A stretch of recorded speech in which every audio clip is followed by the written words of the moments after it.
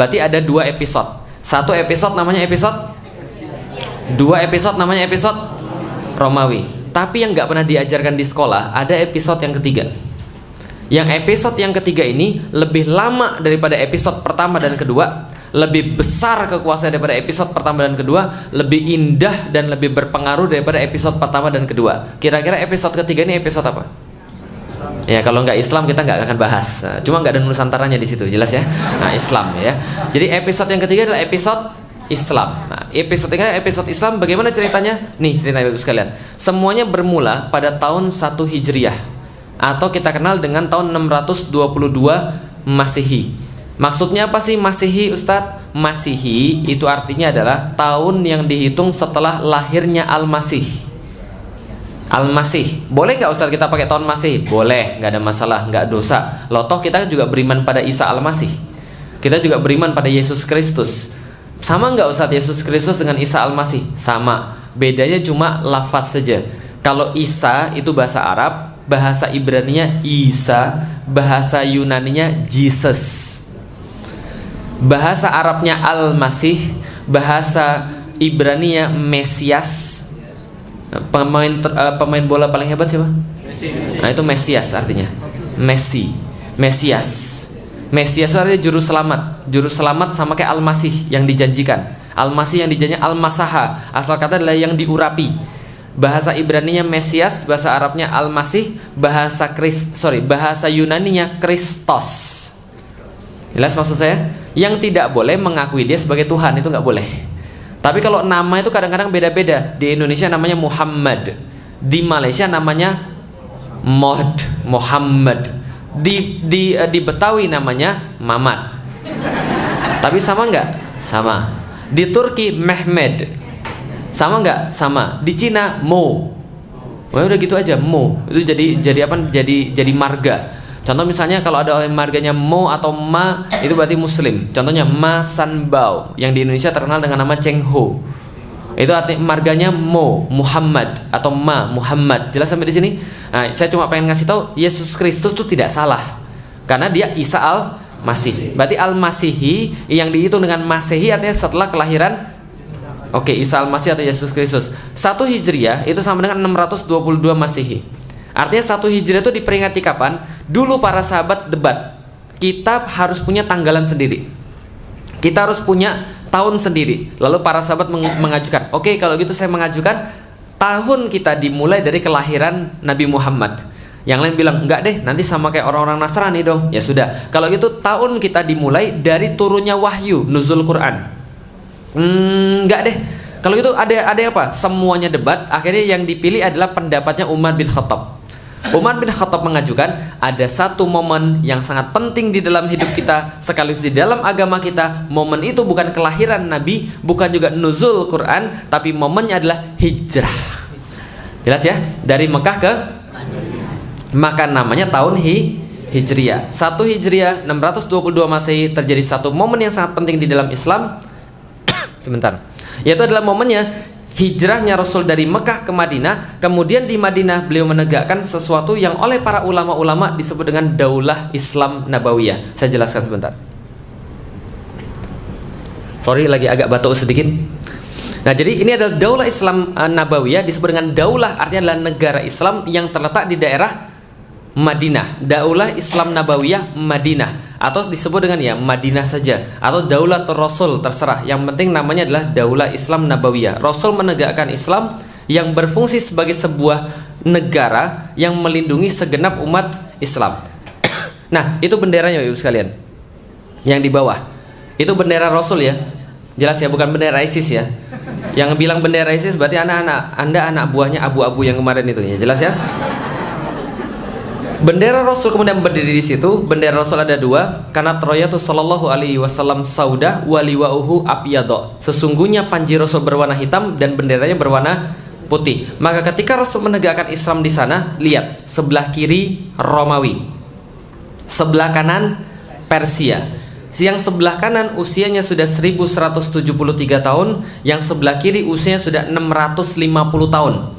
Bayangkan, yang sini sudah tua banget, hampir sampai ke ajalnya, yang di sini lagi muda-muda banget, lagi hot-hotnya. Paham Ibu sekalian? Sedangkan yang di tengah ini baru 0 tahun. Literally, secara benar-benar ngomong, Rasul diapit oleh 2 raksasa dunia. Bisa dipahami? Raksasa sebelah kirinya adalah Persia, raksasa sebelah kanannya adalah Romawi. Tapi hebatnya coba kita lihat, Rasul nggak pernah takut sama Romawi dan Persia. Setelah muncul Rasul baru direken oleh Romawi dan Persia. 1 Hijriah terjadi satu peristiwa yang sangat penting. Selain daripada hijrah Rasul dari Mekah ke Madinah, terjadi perang besar antara Romawi dan Persia. Jadi Romawi dan Persia memutuskan, saya nggak tahan lagi dengan kamu. Kamu selalu mengganggu saya juga emang tahan lihat kamu. Emang kamu bagus apa? Kita perang aja. Perang besar antara Romawi dan Persia. Saking besarnya perang ini jadi pembicaraan trending topik pada saat itu, Ibu sekalian. Ketika jadi trending topik pada saat itu, langsung kemudian didengarkan oleh para sahabat. Maka sahabat tanya pada Rasulullah Sallallahu Alaihi Wasallam, ya Rasul, kira-kira yang menang Romawi atau Persia? Ini adalah sebuah dalil bahwa para sahabat sangat memperhatikan kondisi politik dunia pada saat itu. Jelas sampai di sini? Jadi kalau ada yang bilang pada Anda politik itu nggak usah dipedulikan, yang penting kita sholat, dunia itu terlaknat dan seisinya. Enggak, para sahabat memperhatikan dunia pada saat itu. Nanya pada Rasulullah Sallallahu Alaihi Wasallam, siapa yang menang, Persia atau Romawi? Kayaknya Persia deh Rasulullah. Kenapa? Lebih berpengalaman. Kayaknya Romawi deh Rasulullah. Lah kenapa? Dia lebih semangat. Yang mana Rasul yang menang? Rasul diem aja, Rasul nggak menjawab. Karena Rasul nggak punya pengetahuan tentang semua itu. Yang jawab adalah langsung Allah Subhanahu Wa Taala menjawab pertanyaan para sahabat, siapa yang menang dengan pertempuran Romawi dan Persia? Apa jawabannya? Ini jawabannya. Ghalibatir Rum fi atnal ard. Kata Allah Subhanahu Wa Taala, Ghalibatir Rum fi atnal ard. Akan dikalahkan orang-orang Romawi di tempat paling rendah di atas muka bumi. Fi atnal ard. Ada yang bilang bahwa dalam waktu dekat orang-orang Romawi akan kalah. Tapi ada yang menarik, ternyata Romawi itu dihabisi sama Persia di Laut Mati, tempat paling rendah di atas muka bumi. Begitu akuratnya Al-Quran.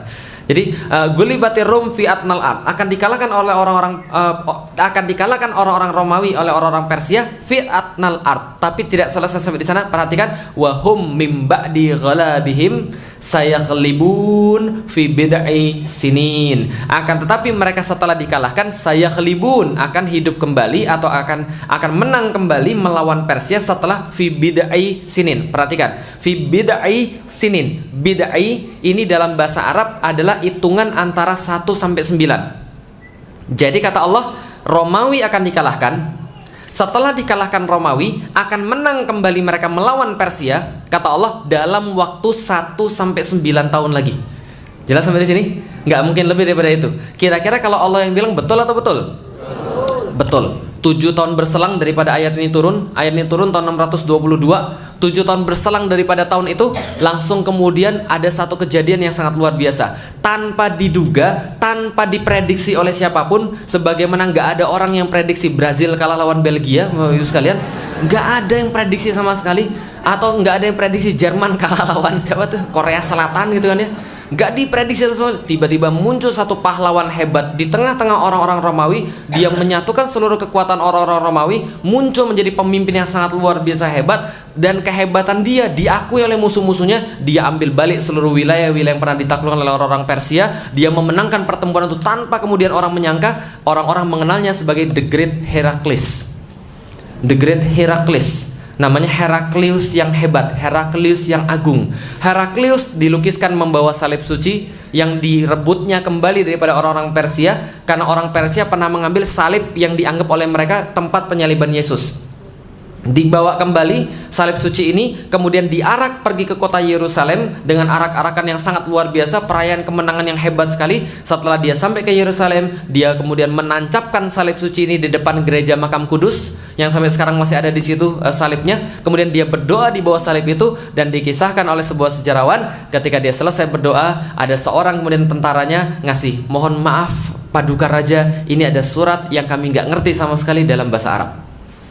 Ya saudara sekalian, ternyata ngapain dia tahun 629? Dia dapat surat dalam bahasa Arab tertanda Muhammad Sallallahu Alaihi Wasallam. Paham ya? Jadi Rasul kita tuh dulu keren, sudah korespondensi dengan pemimpin-pemimpin dunia. Paham ibu sekalian? Bukan dikendalikan oleh pemimpin-pemimpin dunia. Jelas sampai di sini? Oke, baik ibu sekalian. Kalau gitu kita lihat, ternyata yang dikirimin surat bukan hanya Heraklius, Tapi yang dikirimin surat juga adalah Raja Persia yang sudah kalah tadi. Namanya adalah Kisra. Kisra itu dikirimkan kemudian surat juga, dan suratnya kayak begini. Masya Allah, ini suratnya sampai sekarang masih ada. Tulisan tangan Rasul ya, tulisan tangan Rasul Ustaz? Bukan. Rasul nggak bisa nulis. Kan ummi, tidak bisa nulis, tidak bisa baca. Yang nulis siapa? Wallahualam bishawab. Ada kemungkinan bisa jadi Ali bin Abu Thalib atau kemudian Zaid bin Harithah yang menuliskan kemudian surat Rasulullah Shallallahu Alaihi Wasallam. Nah, bagaimana bunyi suratnya? Gak usah baca di atasnya, saya juga nggak paham. Nah, kenapa? Bahasa Arab zaman dulu nggak seperti bahasa Arab zaman sekarang. Saya sering pergi ke museum, lihat Quran zaman dulu, ini surat apa gitu kan ya. Jadi kita nggak paham. Jadi intinya kalau misalnya di bawahnya, nah yang ini yang warna hitam ini stempel Rasulullah. Stempel Rasulullah, tulisannya apa? Di bawahnya Muhammad, di tengahnya Rasul, di atasnya Allah. Bacanya Muhammad Rasul, bukan Allah Rasul Muhammad ya, jelas ya. Lah kenapa tulisnya di bawahnya Rasul, tengahnya adalah Muhammad, atasnya adalah Allah? Itu adalah aturan kaligrafi. Allah itu ditaruhnya di atas. Itu adalah etis dalam seni. Nah ini adalah kemudian khatamnya Rasulullah, apa namanya, segelnya Rasulullah yang sekarang ISIS pakai jadi bendera dia. Jadi Anda boleh jadi nggak suka ISIS, Anda boleh jadi nggak suka, tapi jangan injek-injek benderanya, karena yang benderanya itu adalah khatamnya Rasulullah, jelas ya. Jadi kalau gitu saya jelaskan dulu apa isinya. Ini adalah kemudian nas risalatu Rasulillah. Inilah kemudian nas daripada kemudian surat yang dikirim oleh Rasulullah Sallallahu Alaihi Wasallam kepada Kisra Malikul Faris, Malikil Faris, yaitu adalah kemudian kepada Kisra pemimpinnya Persia.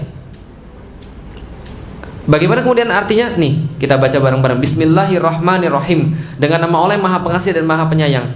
Min Muhammadin Rasulillahi ila Kisra Azimul Faris. Sesungguhnya ini adalah surat yang dikirimkan oleh Muhammad Nabi Allah kepada Kisra pemimpin Persia. Salamun alaman ittiba'ul huda. Keselamatan bagi siapa saja yang mengikuti petunjuk. Jadi kalau Anda mau ngasih salam terus ada orang non muslim, boleh pakai begini. Salamun alaman ittiba'ul huda. Keselamatan hanya bagi orang-orang yang mengikuti petunjuk daripada Allah Subhanahu wa taala. Kan kita kan enggak boleh mendoakan selamat pada orang yang bukan muslim.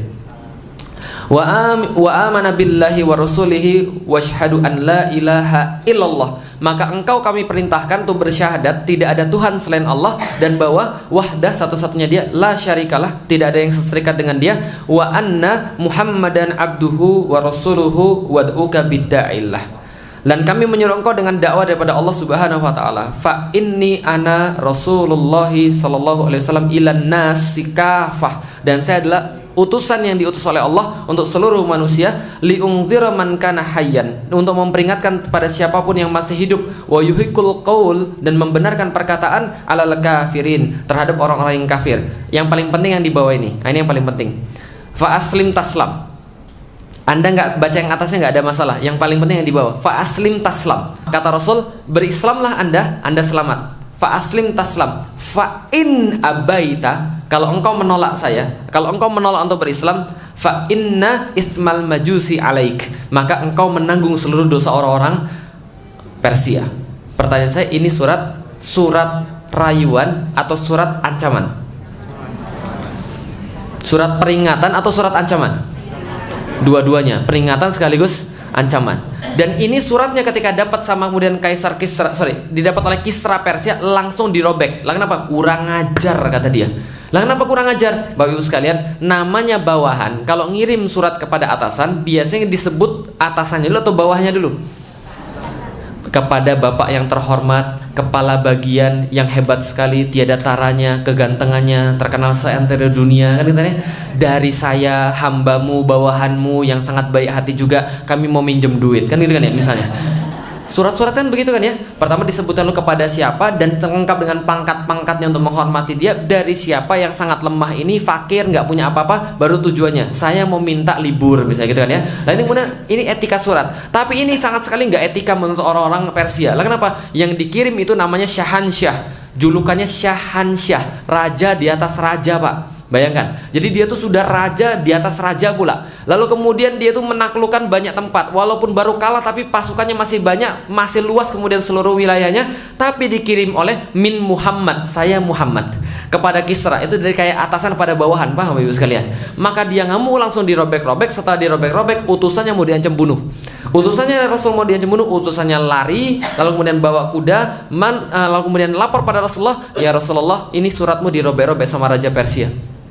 Apa kata Rasulullah? Mazqallahu fi mulki. Maka Allah akan merobek-robek kekuasaan dia sebagaimana dia merobek-robek merobek-robek surat dari saya. Kira-kira kalau Rasul sudah ngomong begitu, kejadian atau tidak? Wah, hati-hati.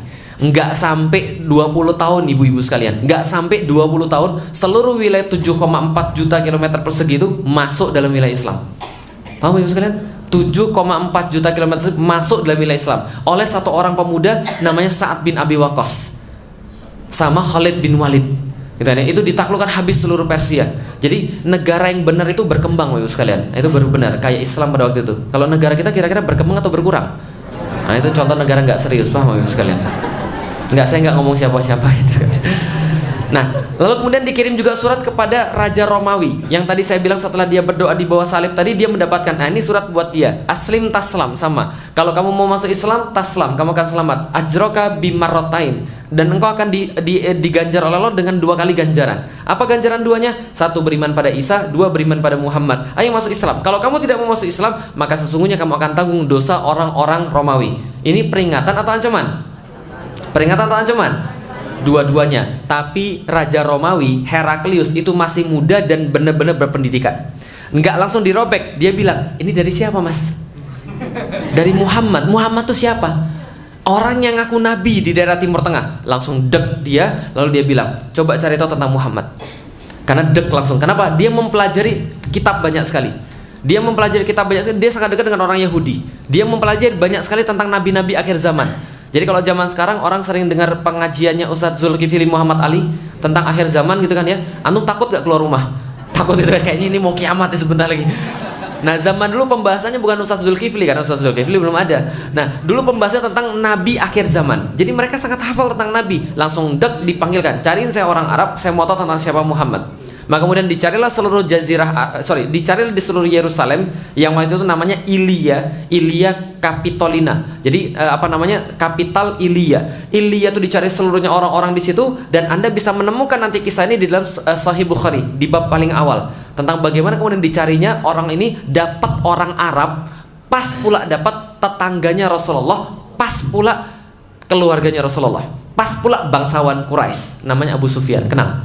Nah, kenal. Abu Sufyan datang kepada Heraklius, dihadap-hadapkan pada Heraklius, dan mereka berbincang-bincang antara Heraklius dengan Abu Sufyan. Dan waktu itu Abu Sufyan belum masuk Islam. Nah, perbincangan ini panjang sekali. Anda bisa baca di Sahih Bukhari, silakan. Jadi saya nggak ngarang, ya. Jadi bagaimana kemudian percakapan mereka? Ditanya, bagaimana Muhammad? Dia begini. Bagaimana nasabnya? Nasabnya begini. Bagaimana bentuk fisiknya? Bentuk fisiknya begini. Bagaimana dia berantem dengan Anda? Kadang dia menang, kadang kami menang. Bagaimana tentang pengikutnya? Begini.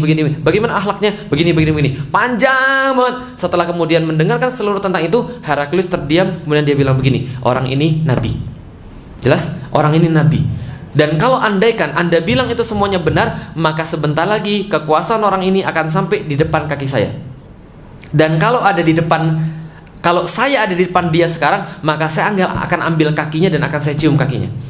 Kemudian Heraklius bilang begini pada seluruh orang-orangnya, keluarkan orang-orang Arab ini sekarang, masukkan orang-orang saya. Seluruh kemudian punggawa-punggawanya berkumpul di situ, seluruh kemudian jenderal-jenderal berkumpul di situ. Lalu kemudian ditanya sama Heraklius, menurut Anda semua gimana kalau kita masuk Islam aja? Gila, itu stres. Heraklius bilang ini, nggak jadi, saya cuma bercanda aja. Dia test in the water, karena nggak jadi, nggak ada yang mau. Lalu kemudian dia bilang, kembalikan suratnya kepada Muhammad, beritahu kami nggak akan masuk Islam. Jelas sampai di sini? Dia menolak masuk Islam. Nah, setelah kemudian dia menolak masuk Islam, ibu sekalian, ternyata Islam itu berlanjut menguasai kemudian setiap wilayah demi wilayah. Heraklius berakhir dengan sangat mengerikan sekali. Jadi kalau Anda nanti baca tentang Heraklius, akhir hidupnya ngeri. Lah kenapa? Menolak Rasulullah SAW. Lah kalau Persia lebih ngeri lagi akhir hidupnya. Lah lalu kemudian kaum muslimin menguasai seluruh wilayah sampai akhirnya menguasai wilayah bagian Romawi, dan tamatlah Romawi pada saat itu pada tahun 1453. Cerita tentang Muhammad Al-Fatih. Jelas sampai di sini terus sekalian? Masya Allah, lihat wilayah Islam cuma segini doang, Madinah setitik doang nih, cuma setitik doang, langsung jadi wilayah sebesar ini dalam waktu kurang daripada 100 tahun, Bapak Ibu sekalian. Termasuk menaklukkan Konstantinopel pada tahun 1453. Sekarang wilayah Islam, dulu wilayah Islam ketika masih jaya-jayanya itu wilayah Islam yang bisa saya kumpulkan. dari Maroko sampai Merauke. Itu wilayah Islam. Dari sini Spanyol, loh kok Spanyol nggak masuk Ustaz? Iya, sudah direbut kembali sama orang-orang Spanyol, Reconquista. Wilayah Islam paling luas kapan Ustaz? Tahun 1550 ketika zamannya Sulaiman Al-Qanuni, itu yang paling luas. Nah, Islam menguasai seluruh Jaziratul Arab, seluruh kemudian Afrika bagian utara, termasuk Wakanda kayaknya gitu kan ya. Lalu kemudian Lautan Mediterania. Oh, antum belum tahu ya? Itu Wakanda itu terinspirasi oleh raja Islam yang sangat kaya. Wakanda itu sangat kaya sekali. Jadi itu terinspirasi dari sana. Nah, ini kemudian Lautan Mediterania. Tapi hari ini kita nggak bahas Wakanda gitu kan ya. Lalu kemudian India ini siapa? Oke, yang sering nonton film India? Ada yang sering nonton film India? Oke, tahu Joda Akbar tahu?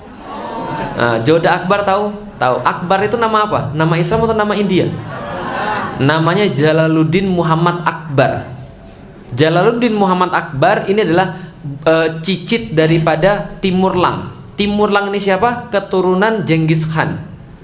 Jadi Genghis Khan itu punya anak, lalu kemudian dia punya anak lagi. Nah, ini kemudian masuk Islam. Ogedei Khan namanya. Ogedei Khan kemudian punya anak-anak, nanti jadi Timur Lang. Timur Lang kemudian punya anak-anak, namanya tadi Jalaluddin Muhammad Akbar. Jadi dulu India tuh hampir semuanya Muslim. Sekarang aja masalah gitu kan ya. Nah, tapi kemudian lihat, ini wilayah Islam 20 juta kilometer persegi termasuk Indonesia. Anda pikir Indonesia masuk Islamnya kapan? Sebelum Hindu? Yakin? Enggak. Indonesia Hindu masuk duluan, Buddha masuk duluan. Kerajaan terakhir daripada Hindu Buddha adalah kerajaan Majapahit. Samudra Pasai itu masuk memang lebih dulu, tapi lebih dulu mereka Hindu dan Buddha. Majapahit itu terakhir pada tahun sekitar 1400-an, itu diganti oleh kemudian kerajaan Islam pertama, namanya kerajaan Islam Demak. Kerajaan Islam Demak, Raden Fatah itu anak Brawijaya V Majapahit. Lah kenapa kemudian dia bisa masuk Islam? Diutus Wali Songo oleh Mehmed Chalebi, penguasa Khilafah Utsmani pada tahun 1400-an. Bisa difahami sampai di sini? Lengkap ya, jelas ya? Nah, Islam kemudian memimpin sepanjang itu, dan tidak hanya memimpin sepanjang itu, dia memberikan keluar biasaan yang sangat hebat. Ditemukanlah kemudian teknologi nggak pernah ada pada zamannya. Dihiasilah dunia dengan kehebatan-kehebatan yang nggak pernah ada pada masanya. Orang-orang Arab Islam melukis langit-langit, lalu memberi nama-nama bintang di langit dengan nama-nama dia, gitu kan ya, Aldebaran gitu kan ya. Lalu kemudian bintang apa lagi misalnya, yang kala jengking itu apa gitu namanya, apa namanya? Bukan Scorpio, itu bahasa Latin gitu kan ya. Segala macam lah. Nanti coba lihat bintang-bintang di langit yang namanya depannya Al, itu semua bahasa Arab, gitu kan ya. Nah, artinya kemudian mereka, nah contoh misalnya begini, ini ada seorang yang namanya Ibnu Al-Haisami. Ibnu Al-Haisami ini menulis sebuah kitab namanya Al-Manazir. Ceritanya begini, ada satu cerita, saya nggak bisa memverifikasi kebenarannya, tapi kira-kira ada hikmahnya. Jadi gini, dia diminta oleh gubernur Mesir untuk bikin bendungan Sungai Nil. Sampai di Sungai Nil, karena dia aslinya bukan ahli mata, dia ahli arsitek, teknik sipil. Ketika dia sampai di sana, dia lihat, saya disuruh apa? Buat bendungan Sungai Nil. Gila, itu aja orang zaman dulu bisa buat piramid, itu aja nggak bendung Sungai Nil.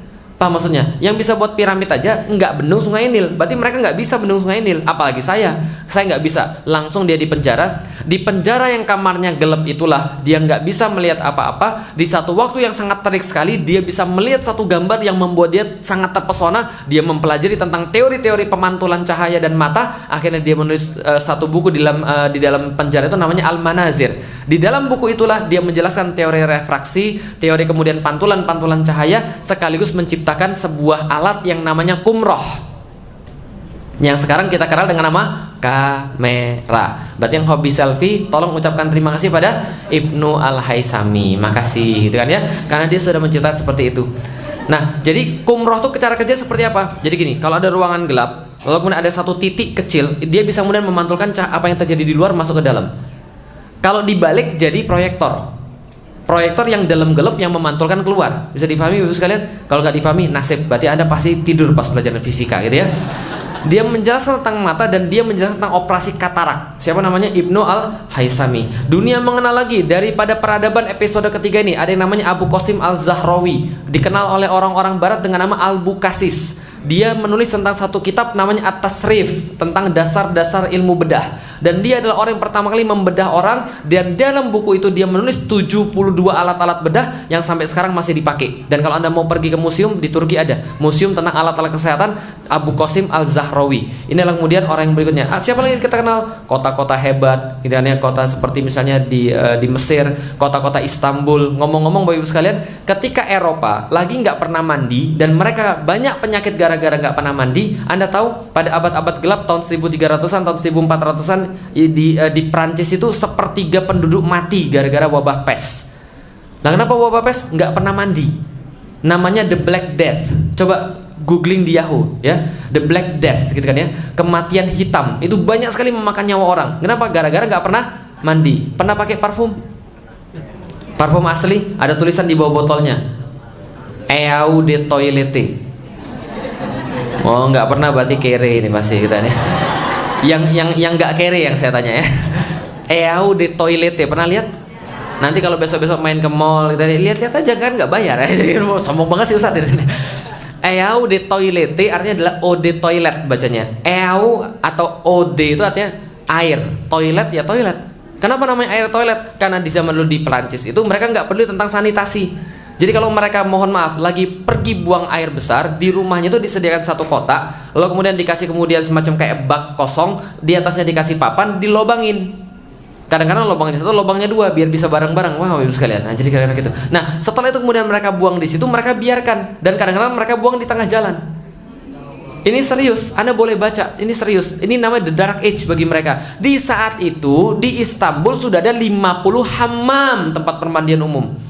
Di saat itu di Istanbul sudah ada yang namanya Fatih Külliyesi yang menampung setiap orang-orang yang jalan dari luar kota menuju ke kota itu, ditampung semuanya di Taphane, sebuah rumah yang 3 hari menjamu tamu-tamu dari manapun, nggak ditanya agamanya, nggak ditanya apanya, dikasih roti sehari 1 roti. Oh, cuma 1 roti segini mah sekali ya.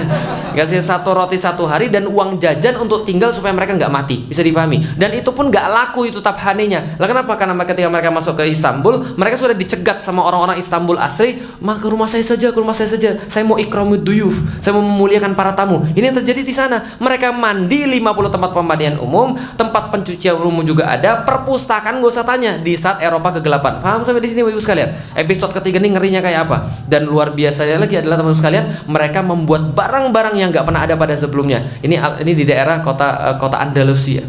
Ini yang terjadi di sana. Nah, artinya adalah apa?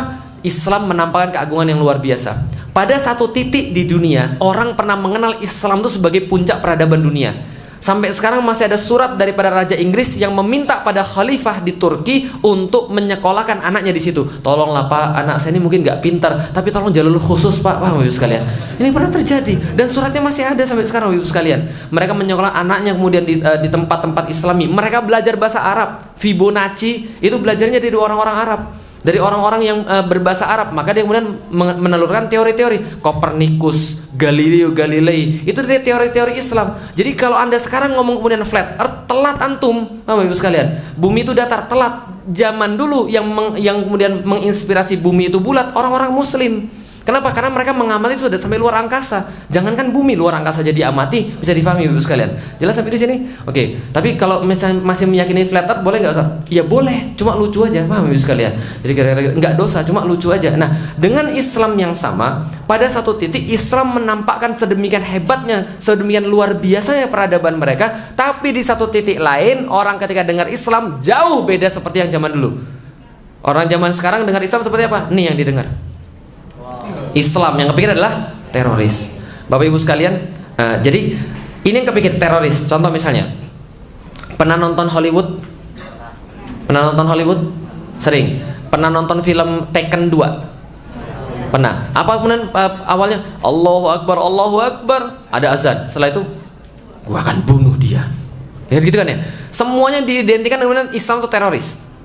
Zaman sekarang, kalau ada pemeran teroris Hollywood, kira-kira yang mana diambil perannya? Yang pakai jenggot atau yang nggak pakai jenggot? Kira-kira kalau kemudian teroris yang diperankan di Hollywood itu kemudian orang Cina matanya sipit kayak saya, kira-kira laku atau tidak? Teroris kok nggak berjenggot itu kan ya? Ini mau boy band bukan teroris kan itu kan ya? Lah kenapa? Karena sudah ada tadi sebuah mindset bahwa teroris harus berjenggot, dan ini dimakan oleh orang Muslim. Islamofobia ini ngeri, serius. Saya diceritain betul. Mudah-mudahan sekarang nggak gitu lagi. Masya Allah. teman-teman sekalian, orang-orang itu sekarang ngelihat jenggot tuh masih takut. Tapi mereka ngelihat Messi nggak takut, paham ibu sekalian? Messi itu jenggotnya lebih panjang daripada saya. Tapi masya Allah, ada orang-orang yang kemudian di Indonesia ini, termasuk para penegak hukumnya itu, ketika ngelihat jenggot itu, mereka lihat ini lebih diwaspadai daripada nggak punya jenggot, paham ibu sekalian? Walaupun jenggot saya jenggot Pancasila, paham ibu sekalian? Cuma 5 biji doang. Oh sekarang banyak Ustaz, ya karena saya rajin mengaji. Nah, nggak, tapi pengen saya kasih itu adalah semua kemudian Islam itu diidentikan dengan teroris. Kamu orang mana Islam? Wah, kamu mau ngebom ya? Masalah begitu. Yang dilakukan oleh orang Islam pasti dikatakan teroris jihad. Tapi yang dilakukan oleh orang-orang kafir, mereka bunuh 500 orang, oh ini orang gila, gunman gitu kan ya. Orang stres. Ini bermasalah. Kenapa? Islamofobia. Benar-benar distigmatisasi negatif. Zaman dulu orang mengenal Islam, orang baik, pintar, terdidik. Kamu orang Islam ya? Sembuhin aku kan gitu kan ya. Lalu apa? Orang Islam pasti dokter, kan gitu. Oh, kamu orang Islam, ajarin aku. Orang Islam pasti pintar. Sekarang kamu orang Islam ya? Sebentar, kan jangan deket-deket saya. Gitu kan ya? Apalagi pakai cadar, jangan deket-deket saya. Ini zaman sekarang begitu. Orang takut dengan agamanya sendiri, dengan budayanya sendiri, dengan biahnya sendiri. Ini sudah luar biasa, stigmatisasinya luar biasa. Nah, negara muslim terbesar di Indonesia, tapi masya Allah kemiskinan di mana-mana. Bapak Ibu sekalian, andaikan dulu saya cuma ngelihat muslim, saya nggak bakal masuk Islam. Nggak bakal saya masuk Islam. Untungnya saya nggak ngelihat muslimnya, yang saya lihat adalah Islamnya. Maka ulama-ulama bilang al-Islamu mahjubun bil muslimin. Sesungguhnya Islam itu tertutup kehebatannya oleh orang-orang muslim yang sekarang kacau balau. Lihat, orang-orang minta banyak sekali. Di Pantura pulang kampung itu minimal ada 4 sampai 5 gentong cuma di Indramayu saja. Paham Ibu sekalian? Yang ngalahin orang untuk kemudian nyari sumbangan, dan sampai sekarang nggak selesai itu masjidnya. Paham Ibu sekalian? Orang ngelihat itu Islam tuh bawaannya sumbangan. Zaman dulu Ibu sekalian, di rumah saya pas saya masih belum muslim, ada seorang laki-laki masih kecil, umur kelas 3 kelas 4, pakai peci putih lusuh, bawa map. Ngapain dia? Minta sumbangan. Jelas sampai di sini. Ini yang kemudian tergambarkan pada orang-orang. Apalagi nih, lihat nih, saking parahnya, kalau andaikan pendiri negara kita masih hidup, kayaknya dia sudah merasa malu. Wah, Ibu sekalian. Nah, kenapa? Cuma di Indonesia yang aneh luar biasa. Dibentuk BNN, Badan Anti Narkotik, narkotikanya naik. Dibentuk KPK, korupsinya naik. Mau Ibu sekalian? Ini bingung sudah seperti apa. Dibuat kemudian polisi-polisi dibuat badan kehormatannya bermasalah. Dibuat kemudian MPR dan DPR untuk mengawasi, MPR DPR-nya bermasalah. Dibuat badan kehormatan MPR, badan kehormatannya bermasalah. Dibuat KPK-nya masalah juga. Bisa dipahami Ibu sekalian? Masalahnya apa? Bingung orang. 11,7 juta anak putus sekolah. Itu data tahun 2008 Ibu sekalian. Hanya orang-orang kaya yang bisa kemudian sekolah. Orang-orang makan seperti generasi sekarang. Coret-coret. Ini materi saya buat tahun 2009, belum ada TikTok. Nah, kalau mungkin sekarang perlu saya ganti gitu ya. Orang-orang sudah sudah setengah hilang akalnya gara-gara aplikasi-aplikasi semacam itu. Masya Allah, coret-coret. Sampai sekarang masih ada coret-coret nih, Masya Allah Ibu sekalian. Dan coret-coretnya juga cuma coret-coret, tapi kelakuan mereka tuh, coba lihat. Ini, lihat nih, Islam. Sebentar. Lihat nih. Lihat. Jangan Anda dulu ini ya, masuk di sini. Lihat, agamanya apa ini? Coba lihat. Woi, tren terbaru. Oh, fashion. Iya. Lihat tuh. Ini seorang wanita dicolek nggak apa-apa, dipegang nggak apa-apa. Sudah, nggak ada harga diri sama sekali. Coba bayangkan gede ini jadi apa nih kira-kira? Ngerokok, minum-minuman keras. Nggak hanya itu teman sekalian. Coba lihat apa di sini? Bakar motor orang. 2008. Lihat.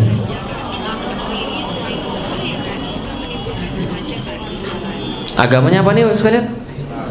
Islam. Paham ya? Jadi kalau Anda euforia bahwa sekarang banyak pengajian-pengajian rame semua, masih banyak banget orang-orang kayak begini. Banyak banget orang-orang kayak begini. Kemarin saya datang ke sini santai-santai sama teman-teman main duduk-duduk di belakang, ada anak-anak kecil. Ditanya, "Ini tahu nggak siapa?" "Nggak tahu." Lah, artinya apa? Ya, terkenalnya Ustadz Adi Hidayat Abdul Somad masih banyak yang nggak tahu. Masih banyak orang-orang yang nggak peduli sama itu. Antum tahu TikTok itu di download lebih daripada WhatsApp? Oh, belum tahu ya? TikTok sama WhatsApp itu lebih banyak di download TikTok. Sudah jelas kira-kira kondisi seperti apa yang ada di sini. Wajar kemudian kalau misalnya orang-orang ketika berbicara tentang Islam, mereka berbicara tentang sesuatu yang buruk. Pertanyaannya, kenapa itu bisa terjadi? Kenapa itu bisa terjadi? Oke, coba lihat. Logikanya begini. Logikanya. Dulu Islam hebat, sekarang Islam kacau. Berarti ada bedanya kan ya? Berarti pasti dulu ada yang mereka punya yang kita nggak punya, betul begitu? Coba lihat apa yang mereka punya dan yang kita nggak punya. Al-Quran mereka punya, kita punya nggak? Qurannya beda atau tidak? Sama. Sama-sama berapa juz? 30 juz. Sama berapa surat? Berapa ayat? Ayo, 6.236 ayat. Jelas ya? Oke, berarti nah sama-sama aja. Enggak, mereka bukan 10.000 ayat gitu kan ya. Mereka enggak lebih banyak daripada kita, sama-sama segitu. Hadis, kira-kira sama atau tidak? Sama. Kira-kira zaman dulu sama zaman sekarang lebih mudah mana untuk mengakses hadis? Zaman dulu atau zaman sekarang? Bu, zaman dulu Pak, itu Imam Bukhari mau ngumpulin hadis, dia jalan-jalan berapa lama? 16 tahun 16 tahun dia jalan-jalan untuk ngumpulin hadis. 16 tahun dia jalan-jalan, benar-benar mengerahkan seluruh kehebatan dia dapatlah 740.000 hadis yang dia hafal di luar kepala. Berikut kemudian orang-orang yang meriwayatkannya dan cerita orang-orang yang meriwayatkannya, berikut sanad-sanad sampai bapaknya, sampai Rasulullah. Jelas ya? Imam Bukhari ya. Kira-kira kayak apa Ustaz? Ya sampelnya Adi Hidayat lah kira-kira gitu ya. Ini orang pinter banget ini Bukhari ini. 740.000 hadis dihafal di luar kepala selama 16 tahun. Dia peres 740.000 hadis ini, dapatlah dia sahihnya yang benar-benar dia yakin ini dari Rasulullah, benar-benar dari Rasulullah, tidak diragukan lagi, dapat 7.200. Dari berapa? 740.000 diperes jadi berapa? Enggak sampai 1%-nya. Dan setiap dia menuliskan satu hadis, sebelum dia menuliskan, dia akan sholat 2 rakaat dulu, minta petunjuk bagi Allah, kepada Allah. Kalau dia yakin, dia baru tulis itu hadisnya. Masya Allah, ini Imam Bukhari, dia buat 16 tahun. Sekarang itu buku bisa dijual di toko buku, harganya berapa? 300 ribuan. Murah atau mahal? Awas bilang mahal ya. Saya sudah ceritain loh susahnya ini hadisnya kayak apa ini. 16 tahun itu buatnya Pak. Jelas ya? Ini nggak mahal sama sekali. Bahkan kalau Anda misalnya punya duit lebih, Anda bisa beli tab. Zaman sekarang bisa beli tab, kalau nggak di HP, beli tab, ketik Maktabah Syamilah misalnya. Maktabah Syamilah ada ribuan kitab di situ yang Anda nggak bakal selesai sampai mati bacanya. Lah kenapa? Bahasa Arab semuanya jadi gitu. Lah, tapi ini kalau Anda pun masih nggak bisa juga. Di dalam tab Anda tuh Anda bisa install Kutubus Sittah atau Kutubut Tis'ah. Anda bisa install 9 kitab hadis yang dibuat oleh para ulama. Masya Allah. Dan Anda tinggal search, gampang banget, nggak kayak dulu. Cuma zaman sekarang kalau baterainya habis, hadisnya hilang. Wow, sekalian. Ini kemudian yang lebih mudah dulu atau sekarang?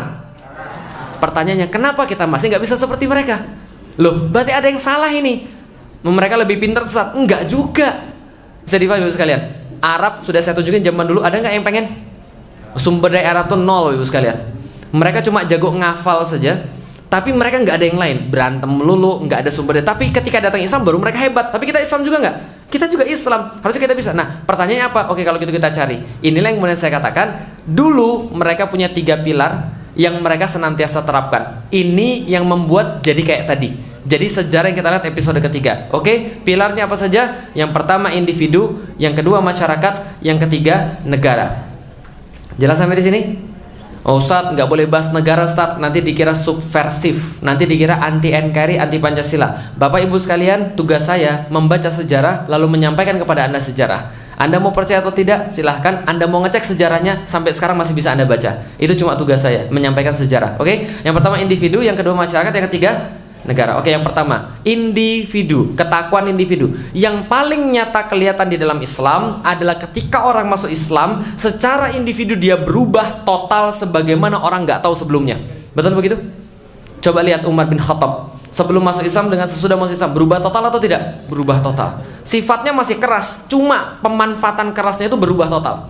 Sebelumnya menjegal Nabi Muhammad, sebelumnya menjegal dakwah Nabi Muhammad. Setelah masuk Islam, besok mau hijrah. Oke, gue besok hijrah. Gimana cara hijrahnya? Kita diam-diam aja. Enggak, lu aja yang hijrah diam-diam. Umar bilang apa? Saya mau pengumuman dulu. Dia datang ke Ka'bah, naik ke atas Ka'bah, lalu bilang, nama saya Umar, besok mau hijrah. Kalau yang nggak sayang pada dirinya sendiri dan yang mau anaknya jadi yatim dan mau istri jadi janda, tunggu saya di depan. Paham Ibu sekalian? Berubah total dari kemudian mengancam Rasulullah jadi membela Rasulullah Shallallahu Alaihi Wasallam. Secara individu, ketakwaan individu sangat luar biasa. Setiap muslim yang membaca Al-Quran itu tidak akan mungkin bermaksiat secara sengaja. Nggak akan mungkin dia bermaksiat secara sukarela. Paham Ibu sekalian? Minimal hatinya teriak kalau dia mau maksiat. Minimal kalau dia baca Quran. Gimana caranya? Ketakwaan individu ini dicapai ketika seseorang sudah mulai mengenal Allah Subhanahu wa taala. Cara paling singkatnya seperti apa? Baca surat-surat Makkiyah. Baca surat-surat Makkiyah, pahami tadaburnya, pahami artinya. Jadi jangan cuma baca Al-Waqiah, An-Naba, Ar-Rahman dan seterusnya. Baca surat-surat Makkiyah, di situ ada banyak yang memberikan ketakwaan dalam hidup kita. Kalau kita sudah yakin ada Allah, maka kita yakin bahwa Allah itu mengawasi kita. Pertanyaan saya sederhana, Anda pernah ngevlog? Anda pernah ngevlog? Atau pernah lihat orang ngevlog?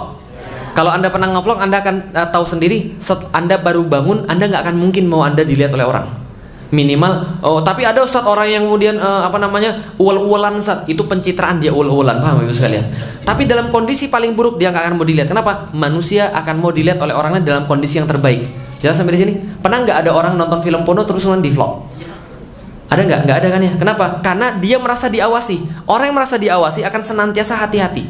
Paling gampang, karyawan sama bosnya lagi main game tapi dia sudah sediain. Kalau bosnya datang, oh kelihatannya bagus gitu kan ya.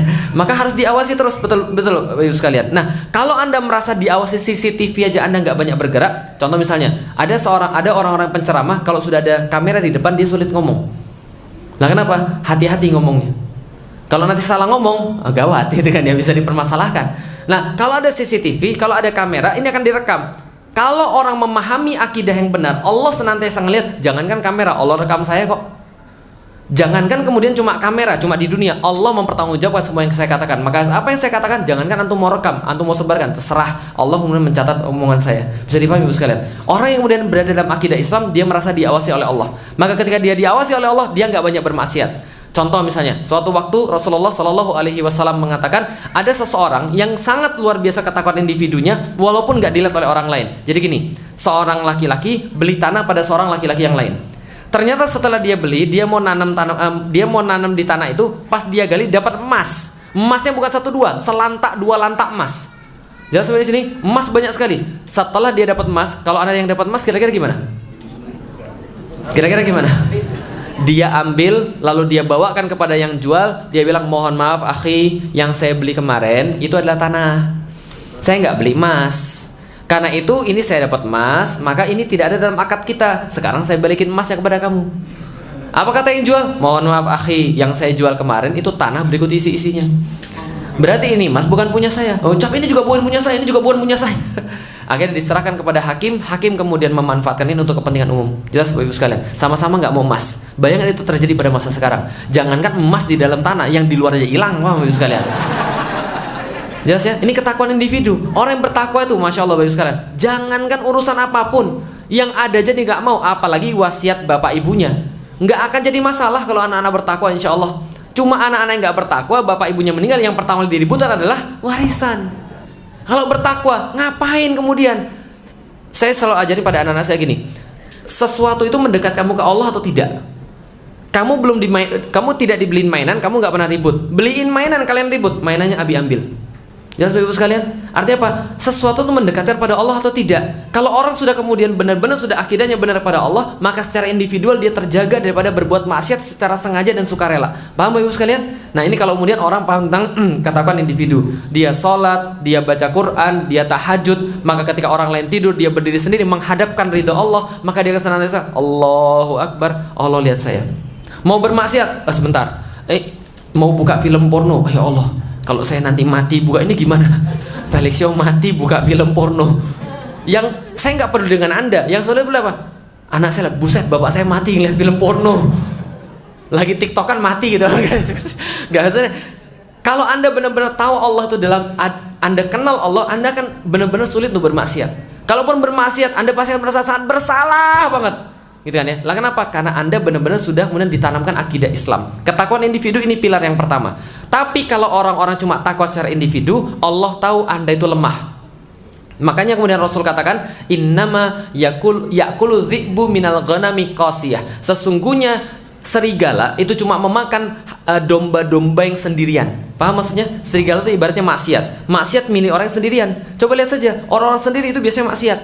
Makanya ibu-ibu yang punya anak-anak laki-laki yang baru balik, jangan boleh anaknya ngunci pintu. Serius, jangan boleh ada kunci di kamar anaknya. Orang Amerika, pas saya pergi ke Amerika itu, mereka nggak ada kunci di pintu anak laki-lakinya. Lah kenapa? Karena anak laki-laki kalau misalnya sudah di kamar sendirian, ngunci pintu, di dalam ada internet, ada kemudian HP, yang dibuka apa? Kemungkinan besar pornografi. Jelas sampai di sini? Lah kenapa? Karena kesendirian itu akan lebih mudah digoda oleh syaitan. Tapi kalau bareng-bareng biasanya lebih enak untuk beribadah. Contoh, kalau bareng-bareng gini, yuk kita bareng-bareng berjamaah nonton film porno. Jadi begitu? Gak mungkin. Pacaran berjamaah ada? Nggak ada. Pacaran enaknya sendiri-sendiri. Pacaran berjamaah rapat bro. Ibu sekalian.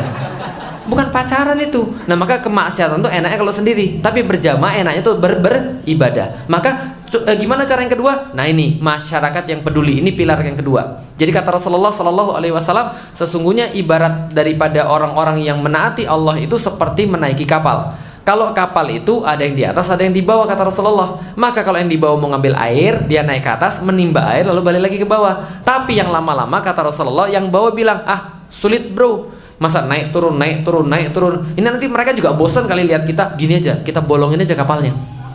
Kalau kita bolongin kapalnya, yang keluarkan air-air keneh. Lalu dibolongin kapal, yang atas tahu yang bawah lagi bolongin kapal. Tapi yang atas nggak ngomongin yang bawah, yang tenggelam siapa? Jelas sampai di sini? Anda boleh baik secara individu, tapi tolong jangan biarkan Anda sendirian yang baik. Karena Islam bukan dengan agama seperti itu. Dari awal Anda baca Al-Fatihah saja, itu sudah berjamaah. Bismillahirrahmanirrahim. Alhamdulillahi rabbil alamin. Ar-Rahmanirrahim. Maliki yaumiddin. Itu semua pujian bagi Allah. Iyyaka, kami ibadah kepadamu. Berarti ibadah itu paling bagus berjamaah. Iyyaka na'budu wa iyyaka nasta'in. Ihdina, kami minta tolong ditunjuki. Berarti petunjuk itu akan datang kalau berjamaah. Jelas sampai di sini? Nah, berarti kemudian kalau berjamaah semua itu jadi bagus. Kenapa? Masyarakat yang peduli, amar ma'ruf nahi munkar. Maka para ulama-ulama zaman dulu muncul dalam kondisi yang sangat masif, sangat banyak ketika mereka sudah hidupnya Islami. Lihat, Imam Asy-Syafi'i, Imam Hambali, Imam Bukhari, Imam Ahmad bin Hambal, Imam Malik dan sebagainya. Mereka munculnya satu zaman, Bapak Ibu sekalian. Lah kenapa? Karena sudah siap amar ma'ruf nahi munkar. Contoh, kenapa Imam Syafi'i pintar? Suatu hari Imam Syafi'i bilang sama gurunya, "Guru, saya sekarang lagi mau mengeluh." "Lah kenapa mengeluh?" "Saya ini sekarang hafalan saya jelek banget ya guru." "Loh terus kenapa?" "Iya saya nggak ngerti nih apa penyebabnya." Gurunya bilang, membuat suatu syair, gurunya bilang begini, "Ilmu itu seperti cahaya dan tidak akan masuk cahaya pada pendosa-pendosa." Dia bilang, ngeri banget. Saya baru ingat ya guru. Lah kenapa? Saya kemarin lewat pasar. Di pasar itu angin keras berhembus, tertiup jilbab cewek, kelihatan betisnya. Saya nggak sengaja lihat betis, hilang satu kitab. Paham Ibu sekalian? Yang dilihat apa? Betis, nggak sengaja pula. Lantung lihat apa? Bukan betis lagi gitu. Wajar aja, bukan lupa lagi kitab, lupa semua, paham sekalian, lupa diri sekalian. Lah kenapa? Orang-orang itu mereka hidup dalam sebuah kondisi yang sangat luar biasa. Imam Syafi'i, Imam Malik, Imam Ahmad bin Hambal dalam kondisi keilmuan yang luar biasa, amar ma'ruf nahi munkar. Mereka mudah sekali untuk belajar. Kenapa? Nggak banyak maksiat itu sekalian. Balik lagi, pilar pertama individu, tapi nggak cukup, harus berjamaah. Kalau berjamaah ada amar ma'ruf nahi munkar, tapi cukupkah hanya berjamaah? Tidak. Kenapa? Harus ada negara yang menerapkan syariat Allah. Itulah kenapa orang-orang penjajah dan keturunan-keturunannya tidak rela Anda berislam. Paham? Kenapa tidak rela Anda berislam? Karena kalau Anda berislam secara benar, mereka nggak punya chance untuk menjajah Anda. Jelas sampai di sini? Karena Islam itu harus diterapkan, Islam itu harus kemudian diamalkan. Baik, jadi intinya adalah apa? Nah, sejarah membuktikan bahwa pencapaian kaum muslimin yang besar ini ada ketika negara itu campur tangan kepada kebaikan. Karena kalau negara tidak campur tangan kepada kebaikan, bahayanya luar biasa. Lah kenapa? Bapak Ibu sekalian coba lihat. Riba tahu? Halal atau haram? Riba itu haram. Tolong jangan dipotong. Riba itu haram. Tapi ketika kemudian itu dibuat oleh seorang manusia, dosanya cuma bagi dia saja. Saya nggak sholat, dosa saya. Saya nonton film porno, dosa saya sendiri. Tapi kalau seandainya penguasa yang berbuat maksiat, dosanya bukan cuma untuk dia. Kenapa? Ngefeknya bagi seluruhnya. Bisa difahami Ibu sekalian? Itulah kenapa Imam Ahmad bin Hambal mengatakan kalau kita punya doa yang paling makbul, kita doakan pada pemimpin, mudah-mudahan pemimpin kita taat sama Allah Subhanahu wa taala. Karena kalau seandainya dia tidak taat pada Allah Subhanahu wa taala, semuanya kena. Bahkan cuma debu-debu ribanya aja kena. Bisa difahami sampai di sini Ibu sekalian? Oke, baik, kalau gitu kita lanjut lagi. Oke, sekarang sudah ada belum pilar pertama? Pilar pertama, ketuhanan individu. Pilar kedua, masyarakat yang beramar ma'ruf nahi munkar. Yang ketiga, negara yang menerapkan syariat. Yang pertama sudah ada atau belum? Insya Allah sudah ada. Tuh masih banyak orang pergi sholat. Walaupun gak sholat tiap hari, minimal sehari sekali. Kapan? Maghrib gitu kan ya. Minimal seminggu sekali. Kapan? Jumatan. Walaupun gak sholat Jumatan sama sekali, minimal setahun sekali. Kapan? Ya kalau enggak minimal disolatin lah gitu kan ya. Masih ada insya Allah. Masyarakat beramar ma'ruf nahi munkar, ada atau tidak? Insya Allah ada NU, ada Muhammadiyah, ada Persis dan sebagainya. Semua kemudian kelompok-kelompok yang beramar ma'ruf nahi munkar. Yang sekarang MMI, FPI, HTI dan sebagainya. Nah ini semua amar ma'ruf nahi munkar ada pada kelompok-kelompok ini. Insya Allah masih banyak kelompok-kelompok yang soleh banget, gitu kan ya? Jelas masih banyak. Yang ketiga, negara yang menerapkan syariat sudah ada atau belum? Oke, coba lihat PW sekalian. Riba halal atau haram? Haram. Tapi negeri ini pakai riba atau tidak? Bukan hanya pakai riba, jadi jantungnya. Jadi jantungnya di dalam Al-Quran tidak ada dosa melebihi riba daripada ancaman daripada Allah Subhanahu Wa Taala. Cuma satu-satunya dosa yang Allah katakan, kalau engkau masih berbuat, engkau saya ajak perang. Gila, nantangin perang Allah. Bayangin, nantang perang manusia aja belum tentu menang. Ini nantangin perang Allah. Negara ini menjadikan riba sebagai jantung ekonominya. Kalau mau dibahas nanti kapan-kapan kita bisa bahas. Tapi jantung ekonomi daripada negeri ini adalah riba. Allah sudah bilang jangan, kita bilang ini harus. Paham Bapak Ibu sekalian? Oke, berarti tidak diterapkan. Negara yang menerapkan syariat tidak ada. Maksudnya seperti apa Ustaz? Negara yang benar-benar menerapkan syariat dalam bentuk yang total. Contoh, bagaimana bentuk yang tidak total? Lihat nih. Ini masjid.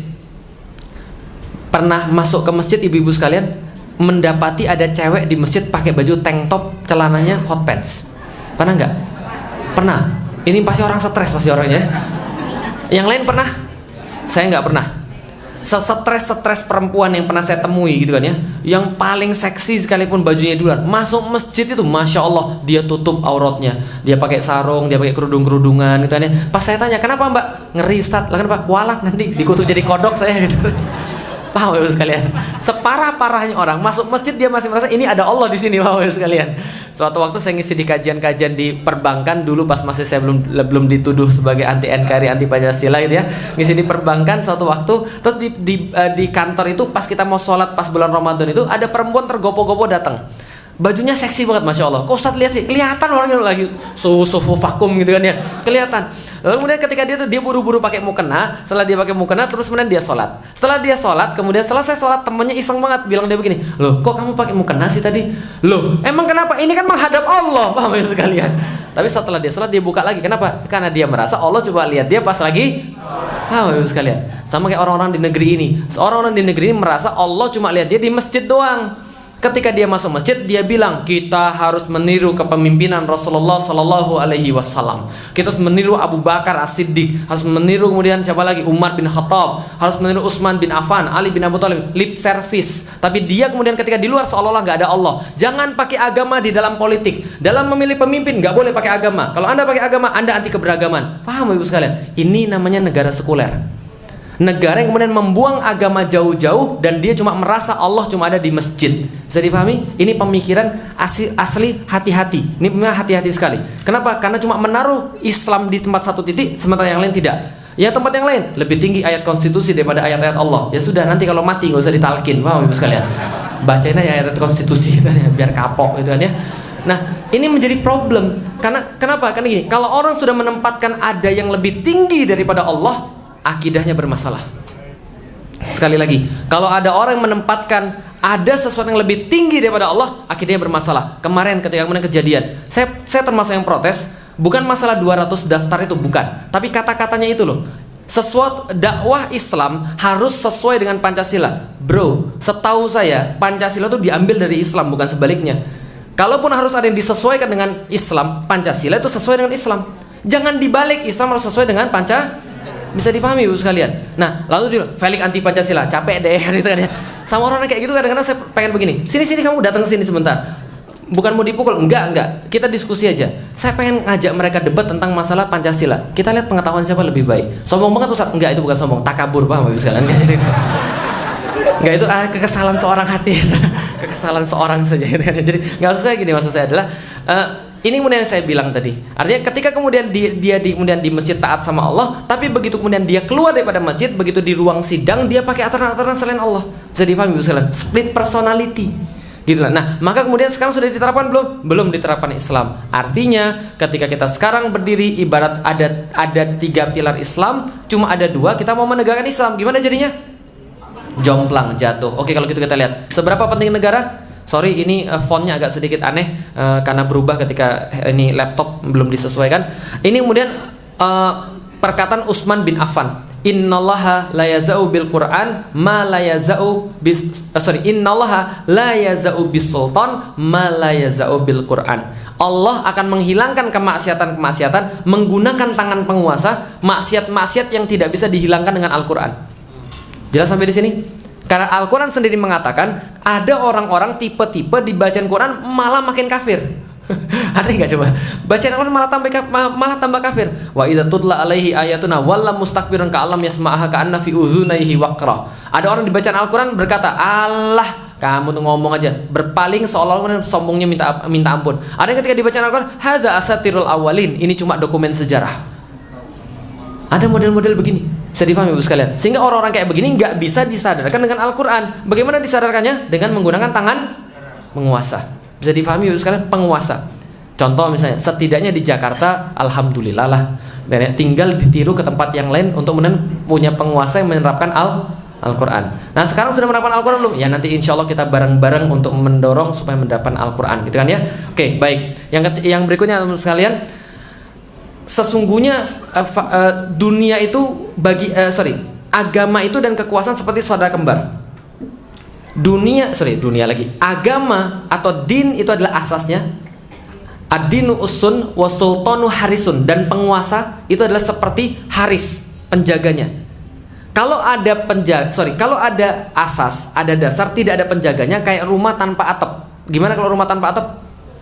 Hancur. Sedangkan penguasa tanpa agama seperti atap tanpa rumah. Untuk apa?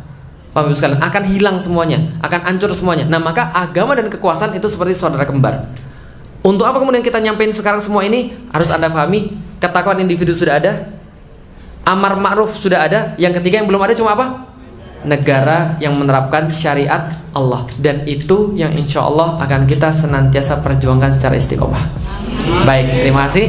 Ini yang mau saya sampaikan. Kalau ada yang salah saya mohon maaf. Ada yang baik hanya berasal daripada Allah Subhanahu wa Ta'ala.